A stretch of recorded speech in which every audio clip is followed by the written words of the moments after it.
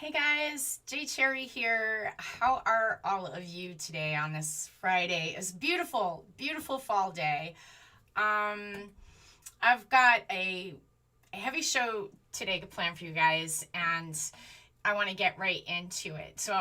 I had a hard time sleeping last night because of what's going down with the president saying these things that he said about mandating these jabs to 100 million Americans, also mandating these jabs to saying that private companies now are required to do these mandates. Now, my understanding of the Constitution is that the president has no jurisdiction to do such things.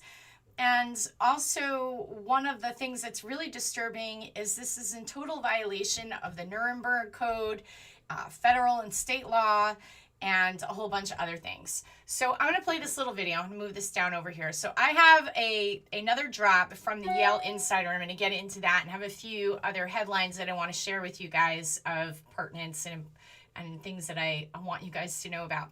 But first, I'm going to play this video. I've played it before. And this is basically Matthew Carter. And this is on testing, because there's a lot being said on testing. I have a few words I want to say on testing before I get into the Yale Insider. So this is Dr. Matthew Carter, because now, as with these new mandates, what Biden is trying to do via executive fiat is say that you either have to take the vaccine or take a test.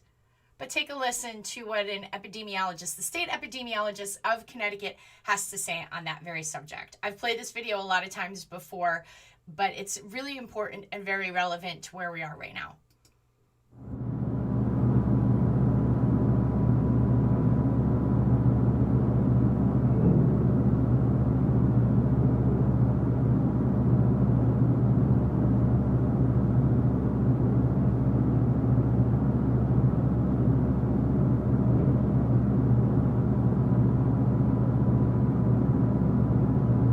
What is the percentage of people we're actually going to be testing for coronavirus that are showing symptoms? Are we sort of rationing out who we can test? Because I know you said it could be the flu, it could be cold. It could be This is true for all laboratory tests that are done. They should only be done on people who are sick, because that's what was mentioned earlier. Testing somebody who's not sick is much more likely to give you a false positive than anything else. So in medicine, as a rule, we don't test people who are not sick. This is not a test for, are you a carrier of this virus? The reason to do this test is actually to establish a diagnosis in people who are sick. So we know who has coronavirus infection and who has some other cause for their illness.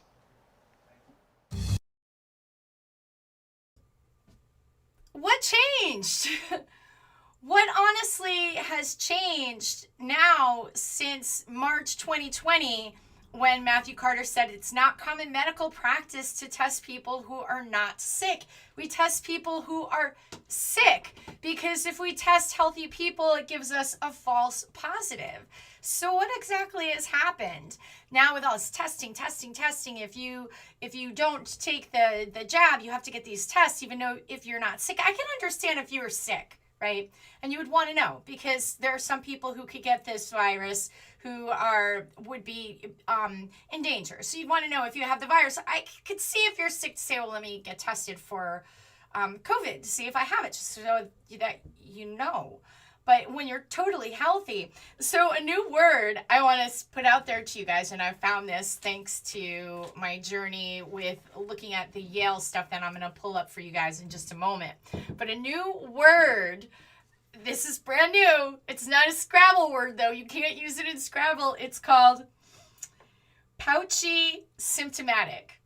Pouchy, like it sounds. Kind of almost sounds like Fauci. So it's pouchy with a P. P-A-U-C-I-A, symptomatic. Pouchy symptomatic. I found that in my journey through the Yale documentation, and I thought that was really, really kind of interesting. That was the pouchy symptomatic. I believe that was in the study that Yale is using on masking, and we're going to get into that as well too. But I just wanted to take you guys over here for a minute, and let's get into some of this stuff. Oh, sorry about that. I had this all queued up. At least I thought I did. Okay, here we go. Let me pull you guys back over here because I had it queued up and then I lost my cue and I don't want to make you guys dizzy. So I had a couple of things that I wanted to play for you guys. And I'm going to start off with this. This is Jen Paskey, and this is like a 2 or 3 minute video that the White House has released. And I'm going to lead into that before we get into some of the stuff, what's going on with the insider at Yale and some of the screenshots that have just come out. And I put a blog post up on that. And you can find that blog post at jcherrypresents.com, and you could read through that. I have all the links, I have all the screenshots. That I'll be getting into that in a little bit. But right now, I just wanted to share you, this video is out of the White House. It's like a propaganda video, basically talking about their plan. And I just wanted to play it for you, just to take a look at this. Because, like, life is stranger than fiction these days. And I just can't believe where we are as a country, that we're standing at this precipice where a president can override what citizens want to do. If you legitimately do not want to have this injection, it is your inalienable right to say no thank you. There are other means to health, including natural infection, that even provide stronger resistance to this virus. It's just kind of natural law there that we've always known about viruses. People who get the natural infection develop antibodies and develop what we know as herd immunity. So it's just kind of interesting how the narrative's completely changed, that all it ever is the vaccine, and that me talking about this right now could have the, you know, myself censored, even on this new YouTube channel that I just put together that could probably be gone at any moment. But I'm not going to stop. I will do these videos and upload them to Rumble if need be, and they will no longer be broadcast live. So nothing is going to stop me from speaking these things and saying these things and asking these questions, because if we have come to a point where we are now not able to ask questions, we have come to a very dark part of our history, a dark time in human history. And if we lose control over what we want to do and put into our bodies, we have lost the ability to be free people. We all become wards of the state. So that people like Joe Biden and Jen Paskey are deciding your medical choices for you. So, and here we are now with this particular injection, but where does it stop? So today I read an article that since 9/11, we're coming up on the 20th anniversary is tomorrow, 9/11, 20 years.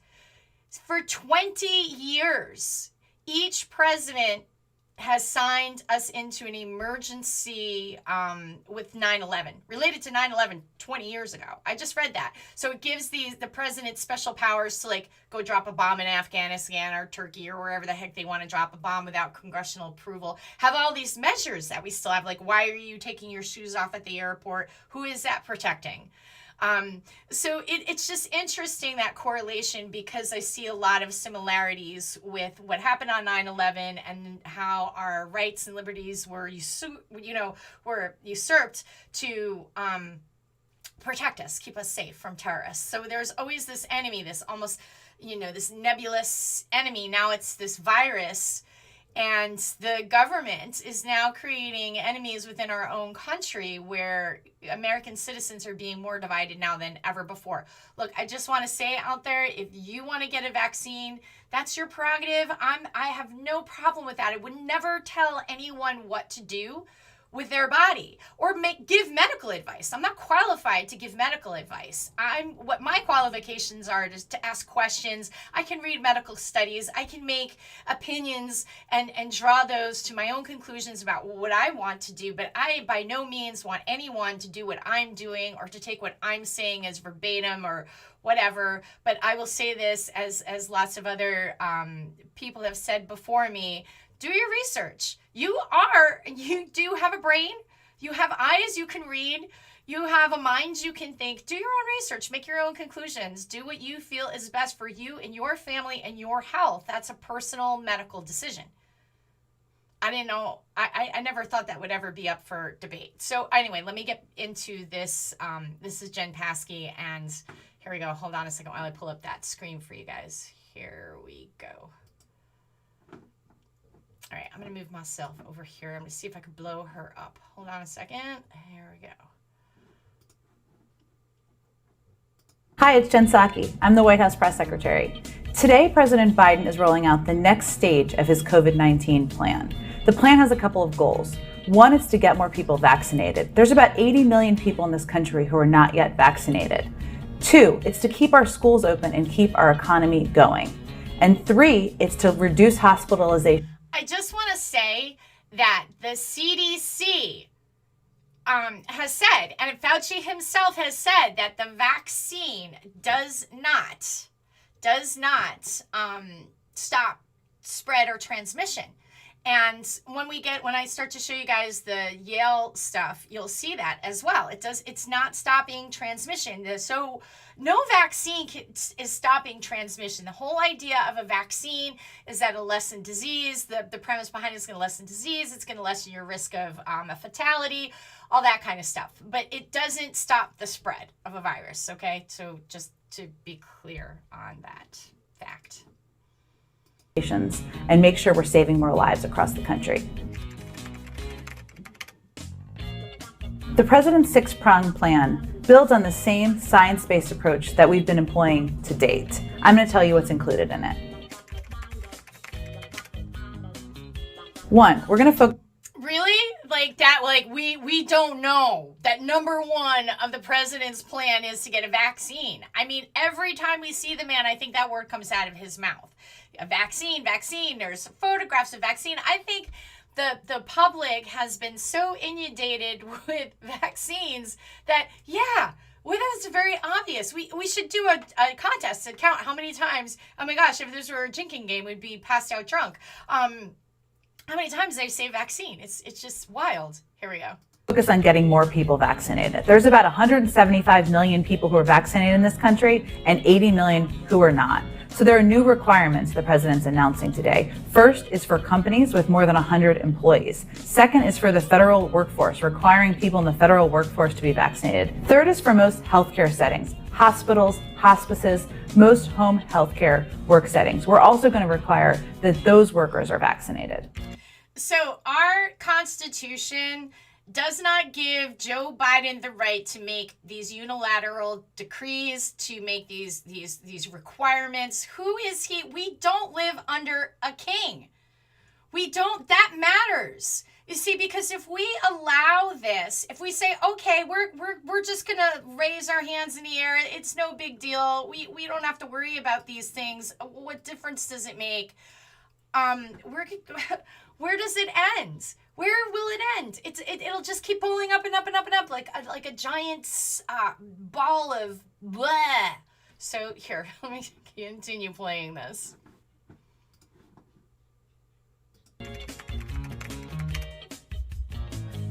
The second step is preparing for boosters. The president is going to lay out his plan to ensure that all Americans have access to booster shots once they're approved by the CDC and the FDA.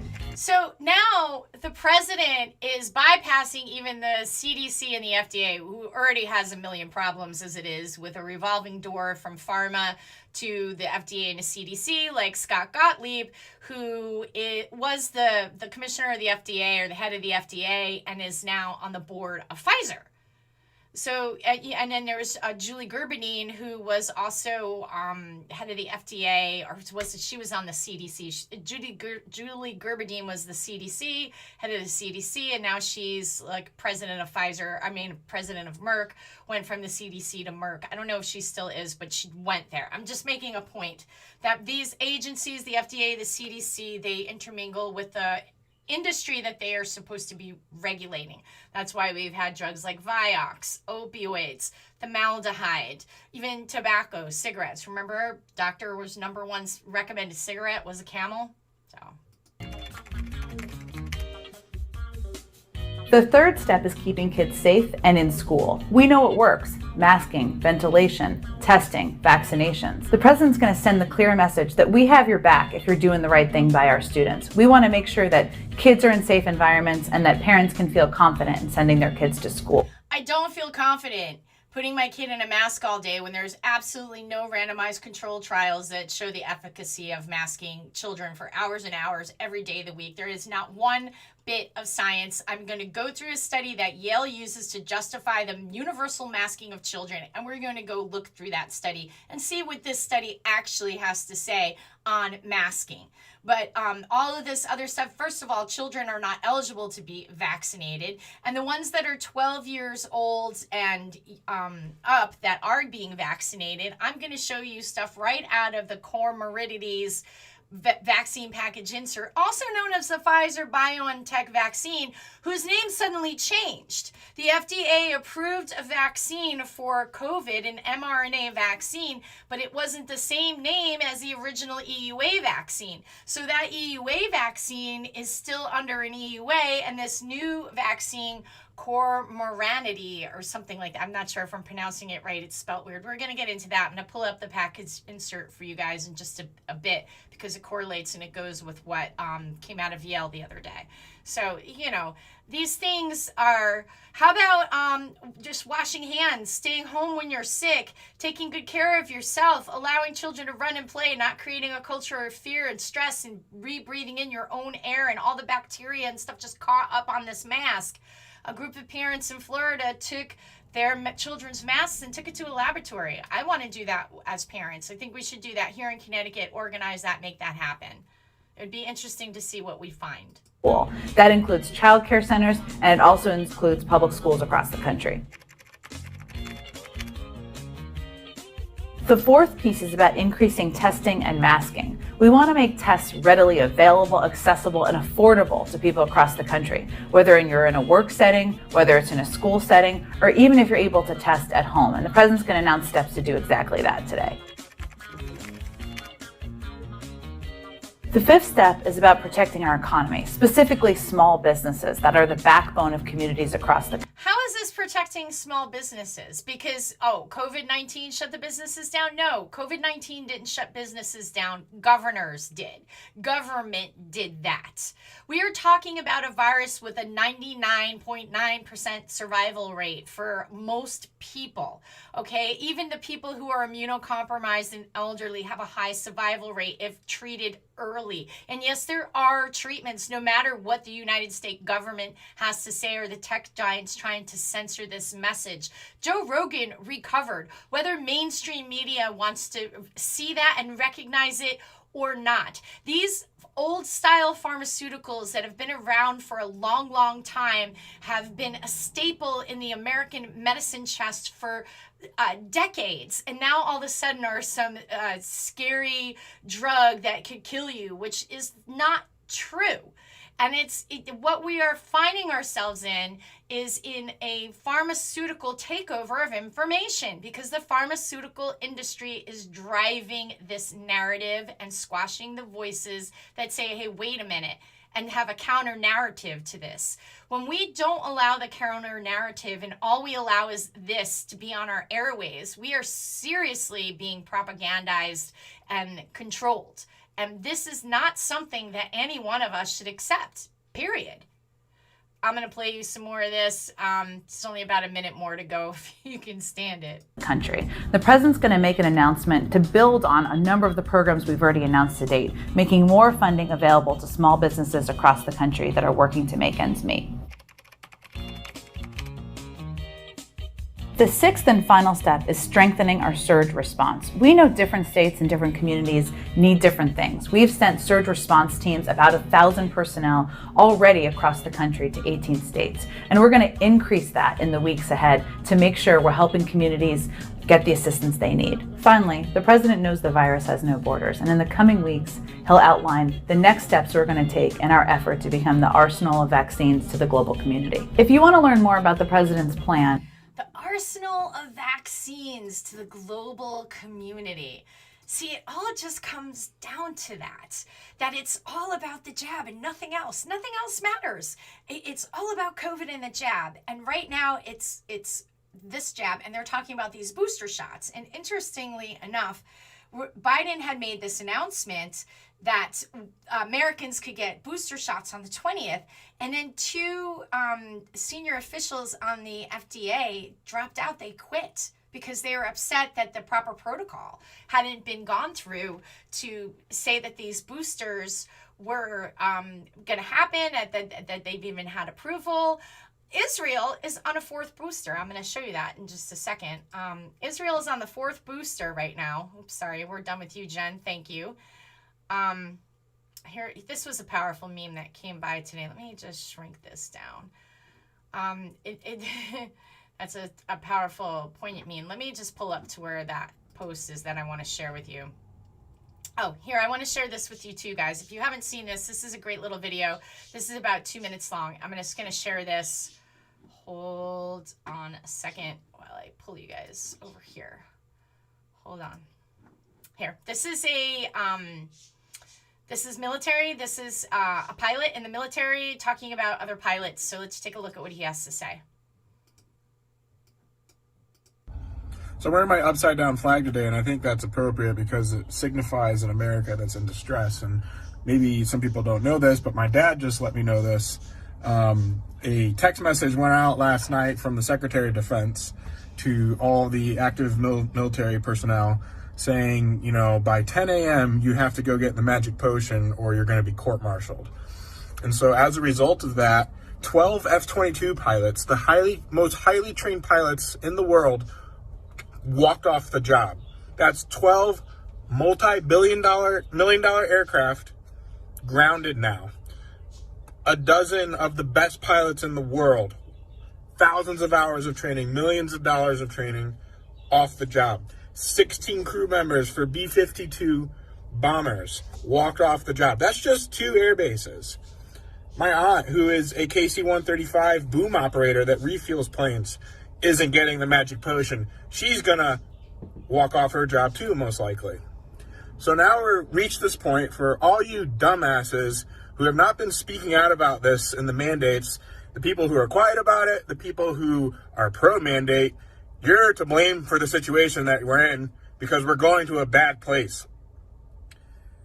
The military is being compromised at a rapid rate, and with the F-22s being grounded, you could kiss Taiwan goodbye. I would hate to be a Taiwanese citizen right now. So this is probably not covered anywhere in the media. I'm sure it's blocked or censored by all the bullshit that goes on here, but it's time to frickin' wake up, people. You better start preparing because your little cushy American life isn't going to be so cushy much longer when the rest of the world realizes how frickin' weak we are with this idiot who's in office and all this bullshit that's been passed and what's happening to our military. So the flag's staying upside down. Wake. So, yeah, you know, I put as my profile picture today an upside down flag because I could totally relate to what he's saying. And I feel that. So this is something that, like, this is where we are right now. I mean, literally, we have a president basically mandating personal medical decisions and saying that you have to do this or you can't get a paycheck. And he's going to keep on doing it. It's going to keep getting worse and worse before it finally stops. So mass non-compliance is the way to go. Non-violence, of course, because violence only begets violence. So that's my philosophy on the subject. But I also feel that we need to utilize our voices. We need to utilize our communities. We need to utilize everything that we've got to fight this monster back because it's just not going to go away. It's going to get continuously worse if we allow this. So let's get right into, I'm going to take you over here. I got a couple more things that I wanted to share with you on here. Hold on a second while I pull that tweet up for you. I don't want to make you dizzy. So,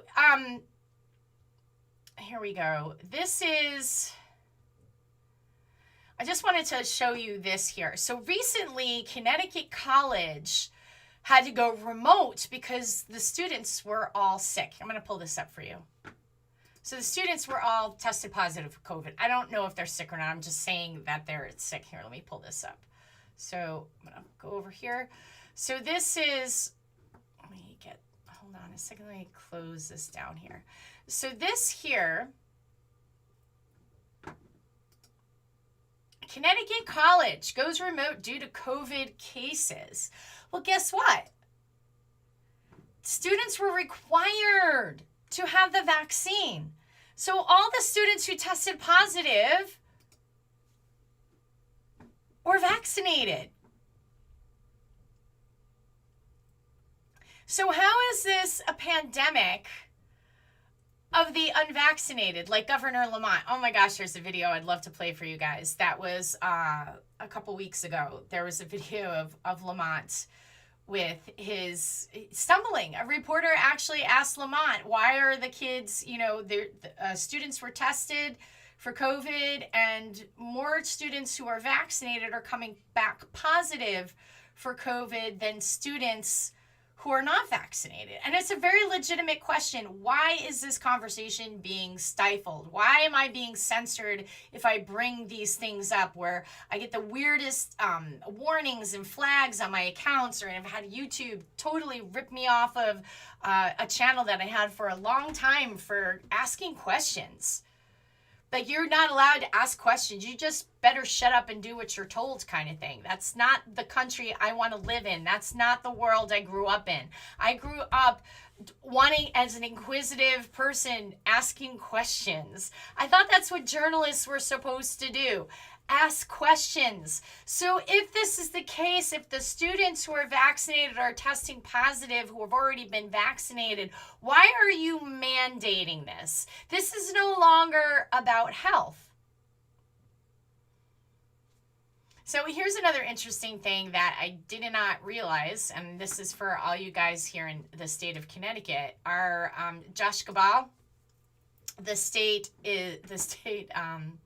Department of Administrative Services. He's like the king of Connecticut. He's like Lamont's, second in command. He's always got Lamont's back, kind of thing. Josh Gabal, so his mom is on the board of, what publication is that? The Connecticut Mirror. His mom's on the board of the Connecticut Mirror. So also too, just to make note, that $72 million has been paid out to spin all of these measures, these government protocols, to spin our governor to make him look good, all this stuff. They've spent this money, this taxpayer money. I have that. There's another article. You can find this on my blog, which talks about that as well. So I'm going to just get right into the Yale New Haven Insider. So what you're looking at right now, this is on my website, which you can find at jcherrypresents.com, and check it out. So anyway, so we have an insider at Yale, brave insider. I really appreciate that this person is brave enough to go and speak, get this information out there, because we need to know. So here, basically, let me go through here. Hold on a second. So I'll just read you a few of the first paragraphs here. So Yale is a famous institution with a renowned hospital known for the discovery of innovative medical practices that have saved lives and bettered humanity. Yes, absolutely. And there's also a really dark history at Yale, where Yale is also the home of the Skull and Bones secret society of elites, which is all kinds of nefarious things that we hear about that. Of course, people could say that's conspiracy theory. Fine and well, but that society does exist. Okay, and then we have the fact that Yale, the founder of Yale, Elihu Yale, who was a slave trader and a racist.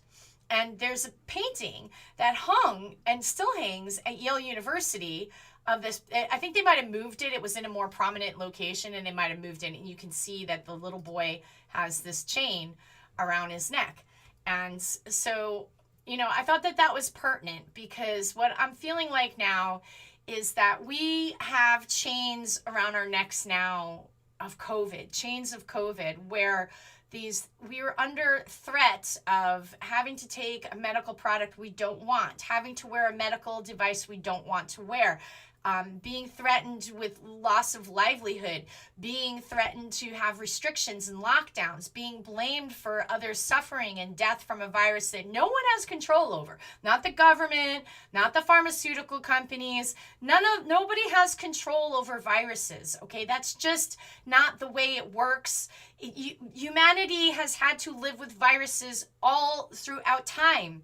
And giving over this tremendous amount of power to government is not a wise choice. We've seen it happen in history. It's always for your greater good. That's what the Nazis said. It's for your greater good. The Nazis also had health passports, okay, where they were screening people. Show me your papers. This is not something that to be taken lightly. The ultimate freedom is your bodily autonomy. It's not just freedom like you're just saying it in a hollow way. This is a very real thing. Healthy people do not spread disease. People who get natural immunity and antibodies are not going to hurt other people. In fact, that helps to increase this herd immunity that everybody says they're so desperate to get to. So let's just get into the meat of it. Oh, and then just by the way, just this article goes into this as well. So we also have the fact that Australia is building quarantine camps. Canada is actively quarantining people in hotels. And New York State has a quarantine bill. It's right here. You could read it for yourself. It's Assembly Bill 416. I put that in my show notes so you can go and you can read this for yourself. See it for yourself. Read it for yourself. But it's really scary, and it's basically saying that the government and its delegates have the right to take anyone that they deem to be a threat or a risk and put them into these camps and quarantine them for up to 6 months or more. That they have 30 days before you could even request to get out. They could treat you medically with things that you may object to, that you don't want. I'm not making this up. This bill is still sitting in committee in New York State, okay? So here's the first screenshot. Now, this is coming from an insider at Yale. These are doctors talking to doctors. So Yale doctors obviously are setting the tone for what's happening as common medical practice. This is a very prestigious university with a lot of clout. So it makes perfect sense that what they're saying is, let me see if I can blow this up for you guys. So it makes perfect sense that what they're saying is making, common medical practice around the country. So here, it says, asking the question about vaccines and breastfeeding, and this doctor says getting the vaccine while breastfeeding is not dangerous. The vaccine does not actually go into the breast milk. The vaccines do create antibodies, which are protective against the virus. The antibodies do get secreted into the breast milk and are proactive for the nursing child. Now, I don't know where he got this information from, because check this out. This is from the package insert for Comirnaty. So Comirnaty is the recently approved, FDA-approved vaccination for COVID that they just approved, like August 30th, okay?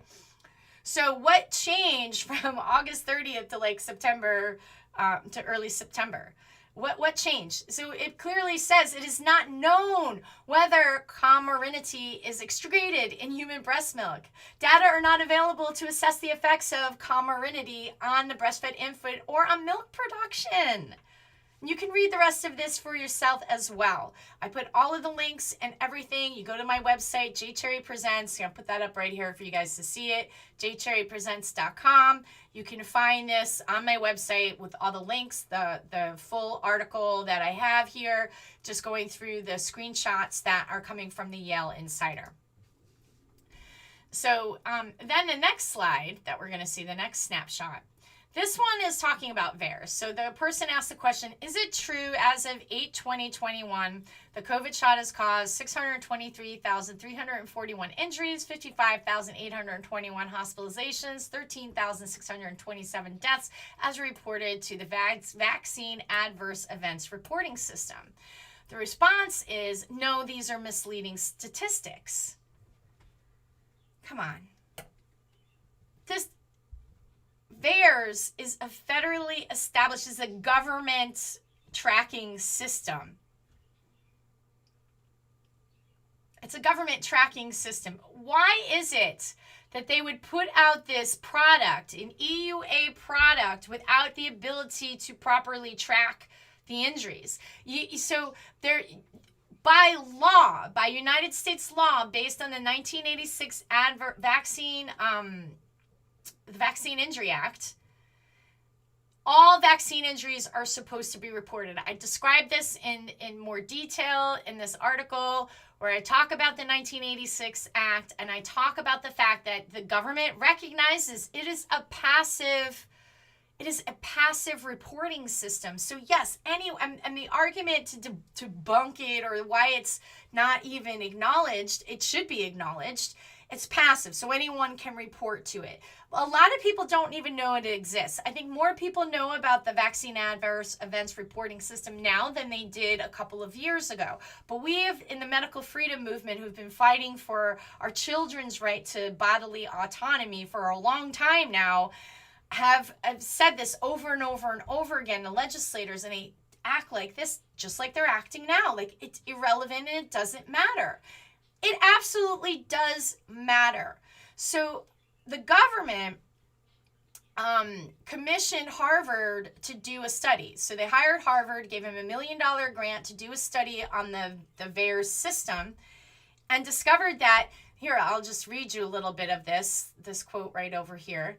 They discovered that okay, let me just hear. Likewise, so they're talking about drugs and putting it all in there, but they're saying, likewise, fewer than 1% of vaccine adverse events are reported. Low reporting rates preclude or slow the identification of problem drugs and vaccines that endanger public health. New surveillance methods for drug and vaccine adverse effects are needed. So they've known this. This study was done in like 2009. They've known this, and this is the really sad part about this. So they've known this, and this is how they reacted to a study that the government contracted. The government contracted Harvard to do this study. So you would think that if the government contracted Harvard to do this study, that they would want to further do something to fix it, to make it better. They paid for this study, and there was nothing. It says, unfortunately, and this is coming from Harvard, unfortunately, there was never an opportunity to perform system performance assessments because the necessary CDC contacts were no longer available, and the CDC consultants responsible for receiving data were no longer responsive to our multiple requests to proceed with testing and evaluation. I kid you not. Like, this is just really crazy. So now this is some of the data that we're seeing come through. Now this is from openvaers.com, and I just want to clarify that openvaers.com is not the raw VAERS data. So all this data is put into the VAERS system, the Vaccine Adverse Reporting System. And then what happens is that any one of us can go into the system and look through the data. So you look through the data and you can make reports. So this is done by OpenVAERS. They have a disclaimer about how they've come to their data, about what they're doing. They're very reliable. I have not seen anything coming out of them that was not reliable. And this is a very accurate depiction of what we're seeing in VAERS come through. So you could see here that, so VAERS started in 1990. And since 1990, here's our, the reports of deaths to the system. And you could see even just a little slight rise of deaths going up a little bit, right? We could also equate that to some of the heavy increase in the vaccine childhood schedule. There's a lot of shots, and they give these infants tons of shots in the first year of life, which is pretty wild. But anyway, it wasn't until 2020, and you can see that right here where it spikes. And this is the COVID jab. This is the COVID jab. This is the Pfizer BioNTech. This is the Moderna. This is the Johnson & Johnson. That's what we're seeing here. This is just the data that's coming out. Okay? And these numbers are alarming. Now here they track it, and they organize all the data for you. So they tell you how many miscarriages, how many heart attacks, and you can see the numbers. Myocarditis, pericarditis, which now finally the FDA has had to recognize and put a warning out there, but yet they're still trying to push this jab onto young people who are at very high risk for myocarditis. It is extremely distressing to see this live in real time. And the fact that our media is not asking the proper questions, like if you're 16 or 17 years old and somebody is trying to coerce you into this jab, you need informed consent to know that your risk for myocarditis and pericarditis are very high for males. And there is risk with women too, with girls. Not as high as males, but there's all kinds of stuff. They're finally doing a study where they're looking at women's menstrual cycles. Women have been complaining about having heavy periods and intense menstrual cycles. Look, that's not normal. That's not good or healthy for a woman to have these intense menstrual cycles. That's bad. That can lead to anemia and a host of all kinds of other problems. And what does that mean for fertility? These are lots of questions. Why am I being censored for asking these questions, or demonized even for asking these questions and called names and threatened by people? How is that even, how are we even in a place like this right now in society? Is mind-boggling to me. I'm not telling you that COVID is fake. COVID is very real. Okay, it's very real, but at the same time, it's also very real that tyrannical governments take advantage of situations that create fear for people who are afraid. I get that. But fear is not how we're going to get through a pandemic. How we're going to get through this is taking the proper precautions. The people who are vulnerable should be protected, right? And in their own comfort level, not dictated to by some governmental entity, but knowing what your personal space, what you can do and can't do. That's your right as a human being. It's your birthright to decide what risks you want to take based on your own personal family situation, your own personal health, and all that kind of stuff. I mean, can't we agree as a society that just to function, hey, we wash our hands when we, use the bathroom, and we don't go out when we're sick, and when we, and things like that nature, like just basic common hygiene sense. I don't know. So you can see here, there hasn't been any reports to VAERS for a little while. This is since 8/27/21, so I don't know what's going on with the data. There's been some data that's been erased. The CDC has admitted to this number of deaths itself, or they were at like 12,000, so I'm not sure if the CDC updated that. The CDC was saying that first it was 12,000, then they're saying 6,000, they're saying, oh, it's 6,000 were foreign entries, and then they put it back there. It's like it flip-flops all the time. So you could just see the 13,911 deaths since this has been, out in the market, which isn't even a full year yet. I mean, these vaccines came out in late December, and they're already trying to mandate it. What is the rush? What is the rush?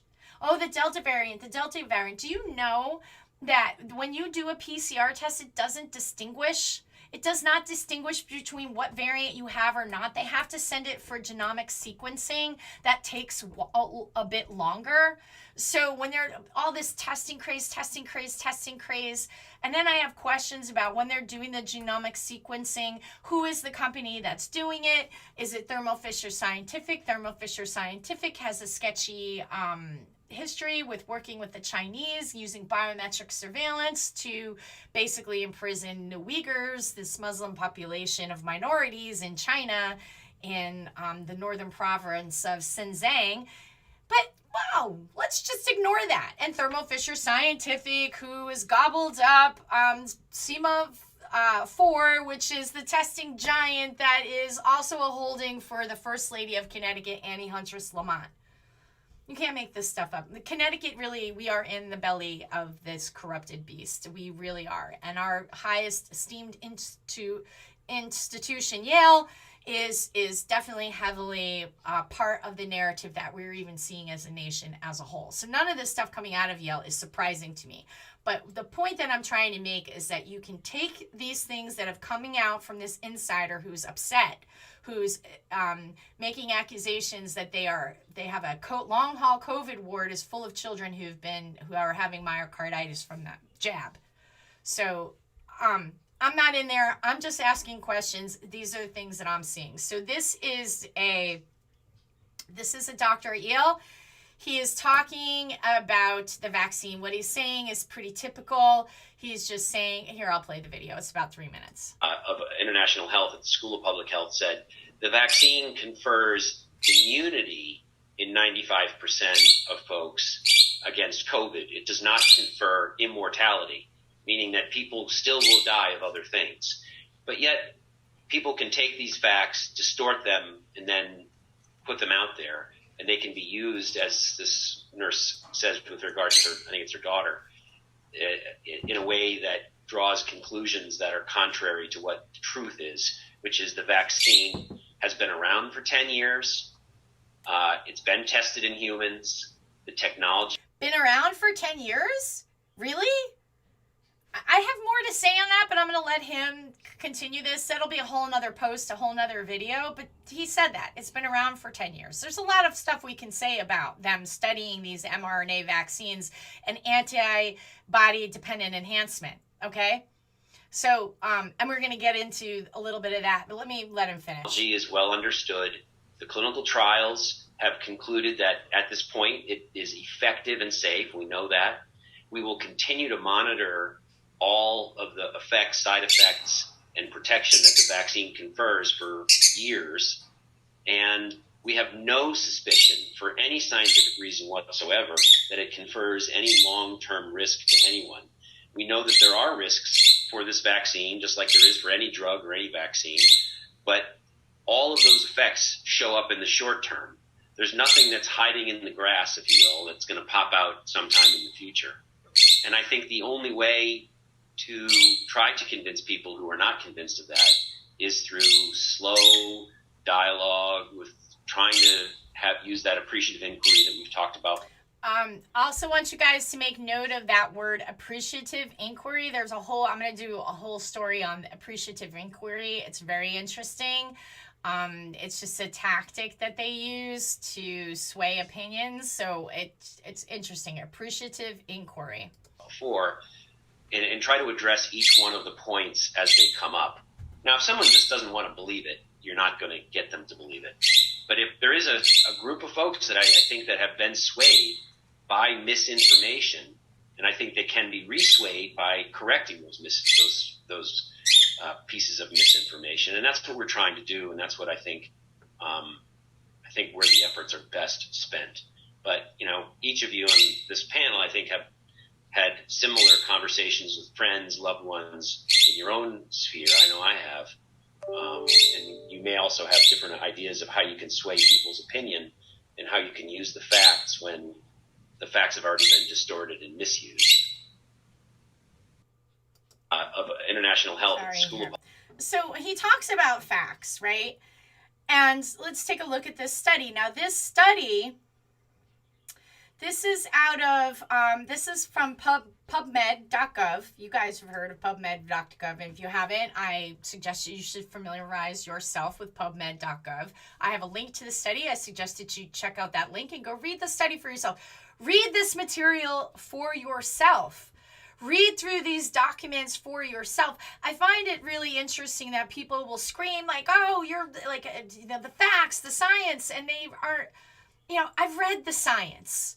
Okay, so the fact is that a lot of the stuff they're saying isn't true based on the literature that's coming from the very companies producing these jabs, these injections. Okay, so, all right. So anyway, this is a study. And he goes to say that this vaccine has been around for 10 years. Really interesting statement. Now, we know they've been studying coronavirus vaccines and RSV vaccines. There was an RSV vaccine given to infants a while back, and it killed the infants with something called antibody-dependent enhancement. Fauci has called it a paradoxical reaction. And basically what happens is the vaccine will produce a bunch of antibodies, but the antibodies are only looking at a certain point in the virus, a part of the virus. Now, all viruses mutate. That's nothing new under the sun. That's always been the case. Viruses mutate. They go from host to host to host to host, and they weaken and they mutate. So what happens with antibody-dependent enhancement, the antibodies cannot fight off the virus. They actually has a reverse effect. So here's what it says. This is a PubMed.gov study, and it was studying informed consent, whether people are having it. So COVID-19 vaccines designed to elicit neutralizing antibodies may sensitize vaccine recipients to more severe disease than if they were not vaccinated. Vaccines for SARS, MERS, and RSV. And this is what he's talking about 10 years, okay, because they've been studying this, have never been approved. And the data generated in the development and testing of these vaccines suggests a serious mechanistic concern. mechanistic, sorry, I said mechanics, mechanistic concern. The vaccine designed empirically using the traditional approach consisting of unmodified or minimally modified coronaviral spike. So they've used the spike, right? Well, they'll say there's no virus in there, but they're using a component of it, the spike, to elicit a neutralizing antibody. Be they composed of protein, viral vector, DNA, or RNA. So the two different vaccines that we have, one of them is done in like monkey, it's an endovirus, and it's done like with a monkey culture. And then we have the mRNAs that are using lipid proteins like fats that get these mRNA things to go into your body and continue to produce spike proteins. So, irrespective of delivery method, may worsen COVID-19 disease via antibody-dependent enhancement, ADE. The risk is sufficiently obscured in clinical trial protocols and consent forms for ongoing COVID-19 vaccine trials. The adequate patient comprehension of these risks is unlikely to occur.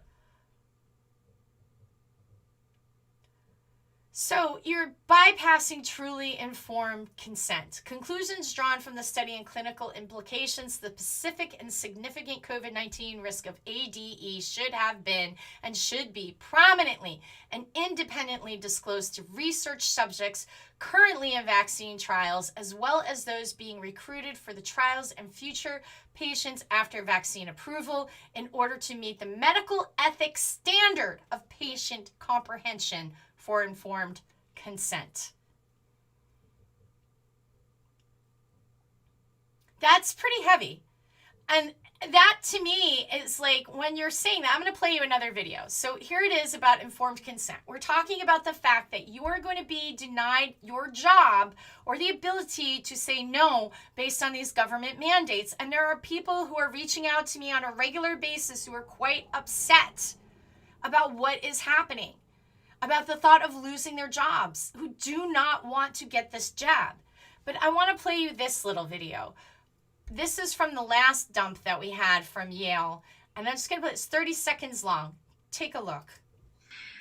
Although we are now requiring vaccines except for exemptions or certain deferrals, if a patient asks about our vaccination status, are we obligated to disclose this to them?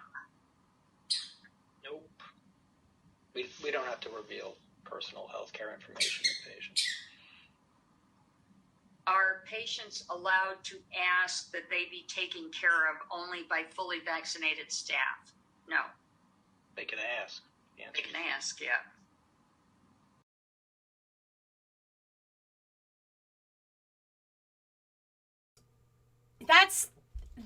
Those are Yale doctors, okay? That this is unbelievable. Yeah, so they can ask, but they don't have to disclose that information, but yet you are going to be denied your ability to work, to put food on your table, because you don't have that same right.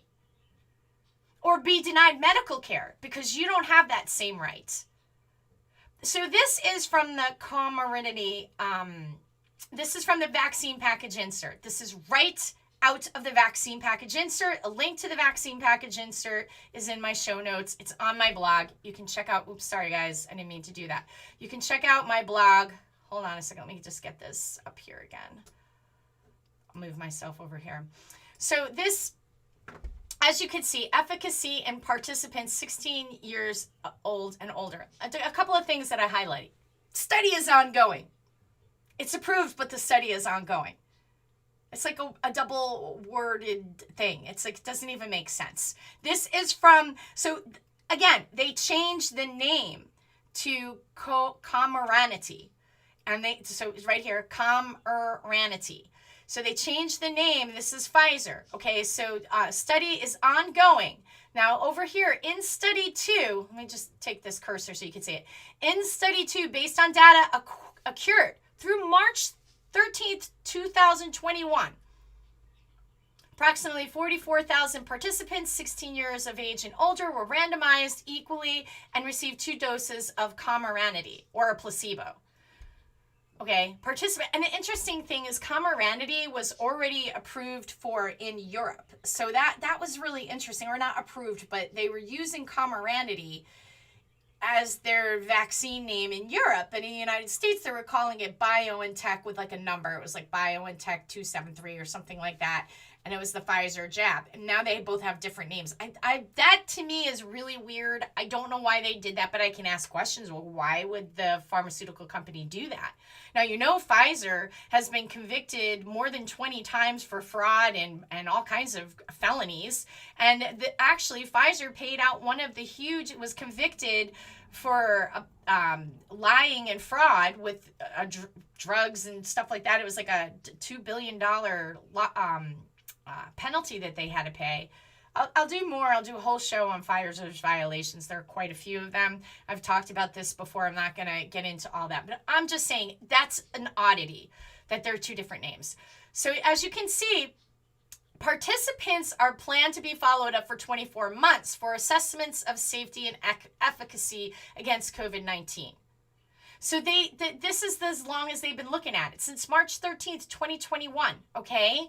And they need 24 more months to keep looking at this. Yet they're going to mandate it for the safety and efficacy. Like, what part of that, how do we get to this place in life where it doesn't matter that this is the reality, but yet they're going to tell you that you have to take this product that is liability free and still being studied, to have a job, to pay your bills, to put into your child. There's another disturbing thing. This is all from the package insert. You can look this stuff up yourself. You can look it up yourself. You can go and see for yourself. And I suggest that you do, because this is just wild. Wild, wild, wild. So here we go here. This is 13.1, and we in the medical freedom movement have joked about 13.1 because every vaccine package insert on 13.1 says the same thing on every single one. The ones I've read, and I've read quite a few vaccine package inserts. Carcinogenesis, mutagenesis, and impairment of fertility. Comirnaty has not been evaluated for the potential to cause carcinogenicity, genotoxicity, or impairment of male fertility. They say male fertility, but what they've done to say with females fertility, say it's like all okay. They studied rats for a short period of time. They gave them a dose they just took a guess at, and then said it's perfectly fine for female fertility. The reality is they don't know. That's why they put this here. You see? So in developmental toxicity studies in rats with Comirnaty, there was no vaccine-related effects on female fertility. Yeah, they didn't study it that long, and they did it just enough to say, look, yeah, it's perfect, it's fine, don't worry about it, don't ask questions. If you ask questions, we're going to censor you. So this is basically two screenshots of the same page. This is in the warnings and precautions. And this is, like I said, this is the package insert. I didn't write this. This is what Pfizer is writing. And as you can see, the warnings, they got myocarditis, syncope, which is something that's typical with a lot of different vaccines. Here's the one that I found to be the most interesting. Comirnaty may not protect all vaccine recipients. Let me just blow this up for you guys so you can see it.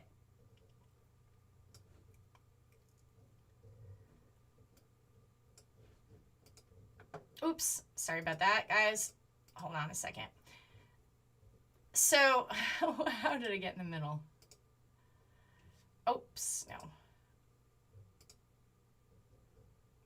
And I'm sorry, guys. I did something kind of silly here. Hold on, let me get this back. I'll get it back for you. Apologize. Uh-oh. Live in real time. And here we go.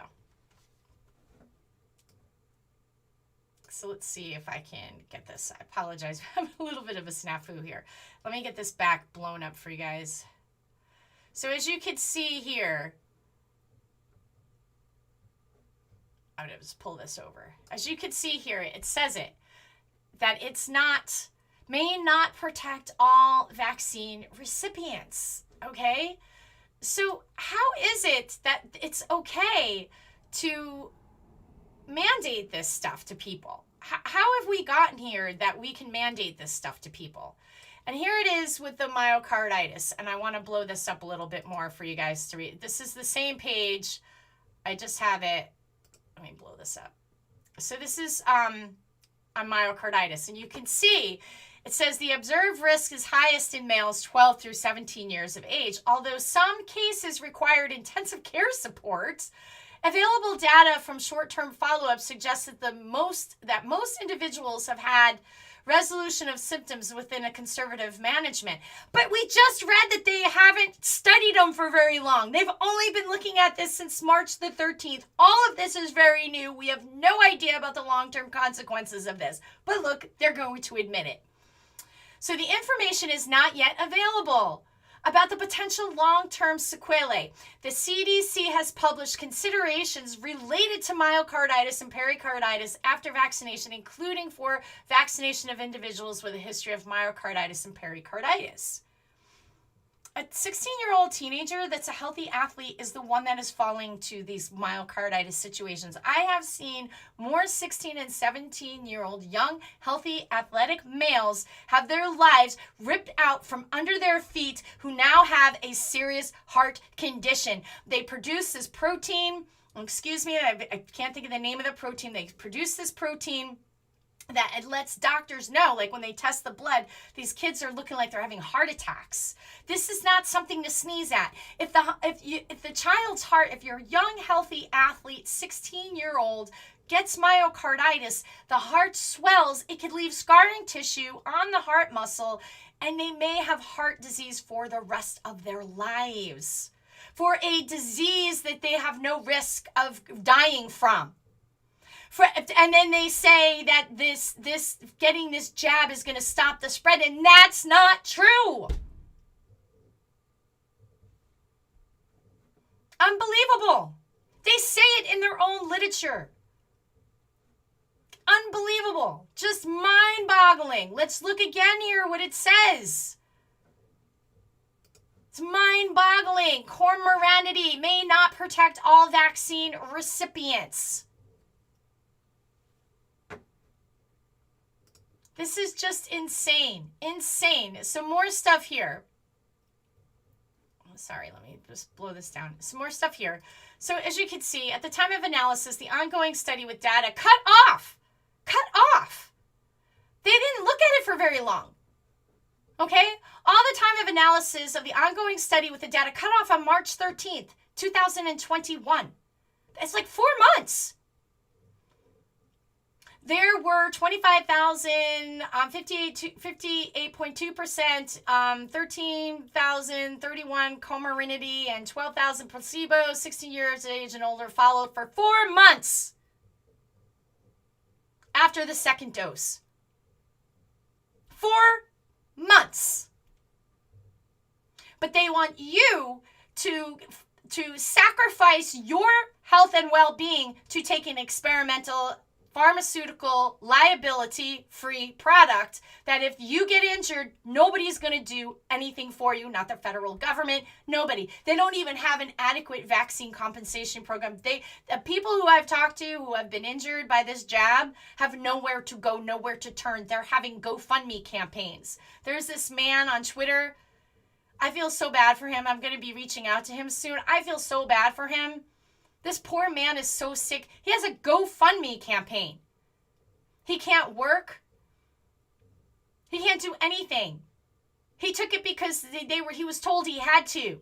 So he took it. And now he can't even work and nobody is even helping him. His friends are donating to his GoFundMe campaign. But I'm being censored. And people are being censored for this narrative to continue. So, you guys can go to the rest of my blog. I'm not going to go through this whole thing. There's more stuff here. I might do another show where I'll come in exclusively with the mask because I don't want to have a super long video. I'm trying to keep these videos within an hour. They're easier to upload later. So it'll get into the, I also discuss in the article about their Yale's mask study. I have a link to that mask study that you could read yourself, but just a few quick things about the Yale mask study that Yale says this is just great. You know, the study admits that there's no randomized controlled trials, which is the gold standard of science to be able to say, yes, mask works, masks don't. No, you know, Goldman and Sachs also participated in this study. It's a narrative study, so it takes a look. It's like a meta-analysis, kind of. It takes a narrative and mathematical models to promote all this masking. You can't make this stuff up, but you can go find that on my webpage. I'll put that up there. You can read this on my webpage, but I'm gonna wrap it up, and I want to show you a couple of other things here on Twitter that I'm gonna share screens with you to show you. But yeah, so it's pretty wild. So you ask questions, do your own research. So here's the last thing that I want to show you guys before I wrap this up. And this is almost kind of comical, really. It's almost kind of comical. So this is I don't know who put this video together, but it's absolutely great. It's DJ Calligraphy. So for folks who may not know, California has a recall election happening on September 14th. This is a pretty big deal. So I really hope for California that they're able to recall Gavin Newsom. It would really send a powerful message across the country that the American people do not like fascism or communism. I had somebody say, well, fascism is different than communism. Okay, whatever. For me, fascism, communism, technocracy, it's all one ball of awfulness. I just want liberty and freedom. I want to be able to live my life.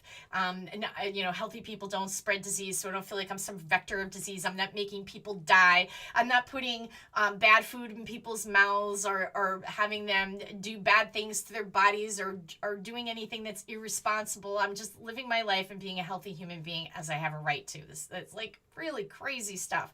So I really hope that California is able to pull this off. But this is DJ Calligraphy, and let's take a look at it. It's really kind of funny. It's a cool little video about the flip-flopped nature of Fauci. So here we go. As a member of your wait, hold on a second. I'm going to pull this back over here. It's just about 2 minutes long, and it's totally hysterical. And let me just get you guys here. Move myself over here.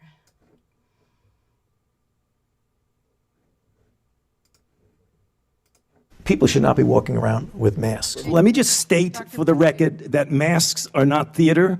Wearing a mask might make people feel a little bit better, and masks are protective, but it's not providing the perfect protection that people think that it is. There has not been any indication that putting a mask on and wearing a mask for a considerable period of time has any deleterious effects.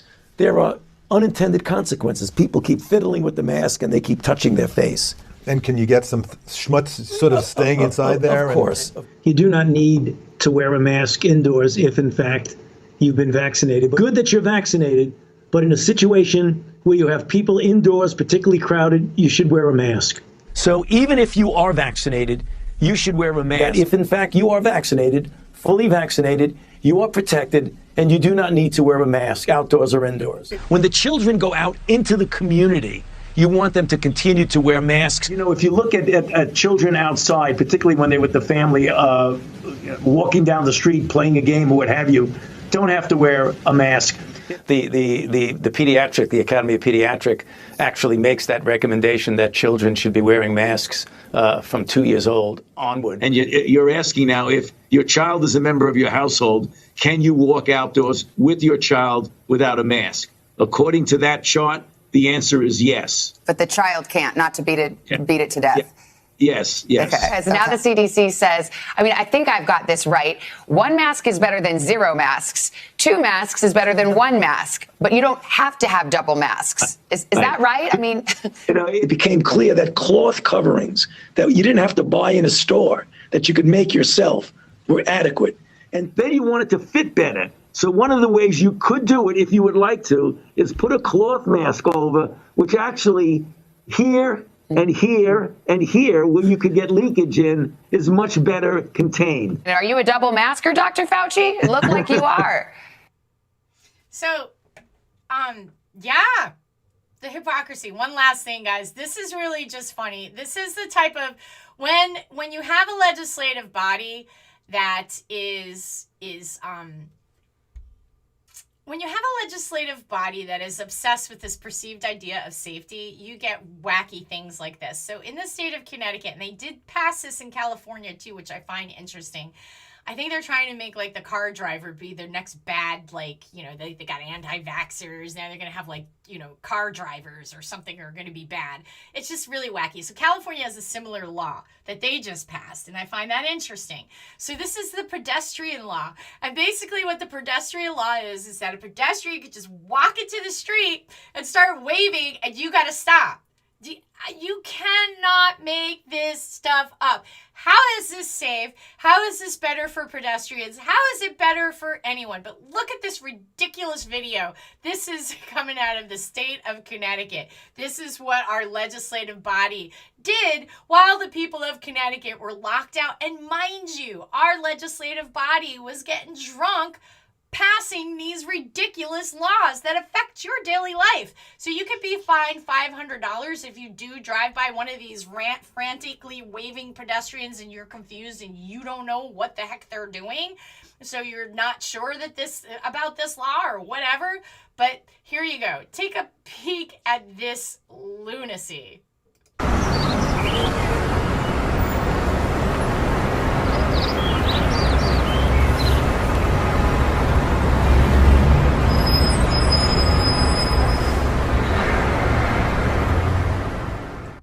So the new pedestrian law goes into effect on October 1st.